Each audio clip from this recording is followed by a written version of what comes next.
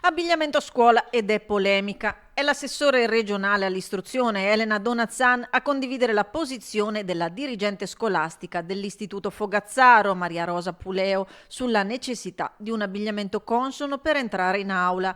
Dirigente al centro della bufera scatenata dagli studenti che ieri hanno scioperato perché a loro detta colpevole di aver usato frasi troppo forti nel riprendere le studentesse di una classe terza per il loro abbigliamento giudicato poco idoneo. Io ho difeso la preside, come ho difeso altri dirigenti scolastici che hanno preso la stessa posizione e credo che ce ne sia più di uno oggi. Segno questo che, sta diventando un problema.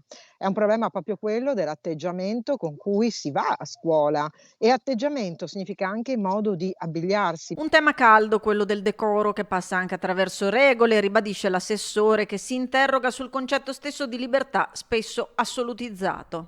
La scuola è un'istituzione e credo che, avere delle regole anche nell'abbigliamento sia molto giusto. Rimettere la scuola al centro, il principio ribadito come luogo di educazione a tutto tondo, abbigliamento compreso. Un luogo dell'educazione dove si imparano le regole, questo è la scuola, no, si imparano le regole della vita sociale, si inizia tra pari a muoversi con, il rispetto dovuto a chi sta apprendendo, anche nella dialettica tra studente e docente, che resta l'autorità, non può essere contestato su tutto. Intanto gli studenti medi di Vicenza rimarcano la gravità dell'episodio, a loro dire vergognoso, e l'ufficio scolastico regionale ha avviato delle verifiche per fare chiarezza sul caso.